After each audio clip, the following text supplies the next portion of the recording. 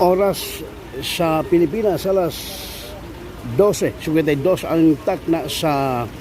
kining kadlawon nakaron mga igala, no, adlaw nakaron nga Domingo pizza 13 sa buwan sa Hunyo tuig 2021. Inyong higala Benji Dalisik sa Help TV Cebu. Mga bay, kumusta?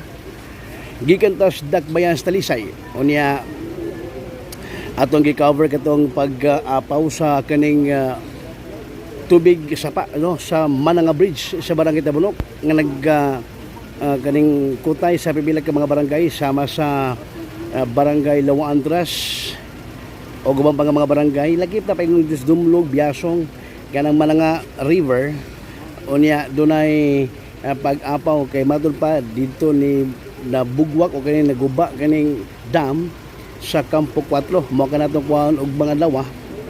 no, sa kiniyang update sa mga tinugyan na labi na sa Talisay City Disaster Risk Reduction Management Office kung CDRMO sa Dakbayan sa Talisay mga igala. Kalong mga gutlo kalong mga panahon na o kaning atak na diata karon nag-live sa Sitio Lawis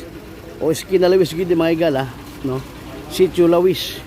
sa Barangay Mambaling ning atong Dakbayan sa Sugbo kay salamat od, no, kang Nyor San Miguel kay Nyor San Mig at amigo usa ka laki gipusil patay, no, sa wala pa mailhing suspect. Sa ato nakuha nga impormasyon mga igala, ang kini maong biktima nagsakay na nagsikad gikan dito nya asam to nagsikad pag-abot dire ninaog ba ni biktima? Sumurag pasamtang nagkasakay sikad dito nagibirahan sa suspect unya nagkanaog pa ni kay gusto siguro gumutago para mo lihay sa kaning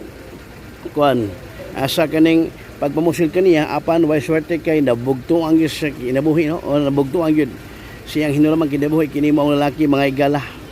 Nanay police line ang atong Mambaling Police Station 11 na po dire mga igala. Ang Mambaling Police Station 11 in the leadership of Police Major Dindo Juanito Alaras ang atong kining hepe sa Mambaling Police Station sa kaya na talungon itong atong kahimana mga igala kay murag medyo hiwi man di ni hiwi ko man ako di hiwi ko kahimanan wa mahuot atong hutol pastilan mga igala. So atong balikon kaninyo nakita karon usa ka pagpamusil dire mismo sa may Sitio Lawis sa Barangay Mambaling ning atong Dakbayan sa Sugbo kalabot na kining usa ka pagpamusil wa patay identity sa biktima kay matud pa nga dili taga diri ang maong biktima. So kung dili taga diri magali ang biktima mga igala o kanang kung wa diri o dili ni lumad nga mambalinghanon, no, posible is either dunay tuyo diri ang iyang katuyon diri mao ni atong sutaon wa taghibaw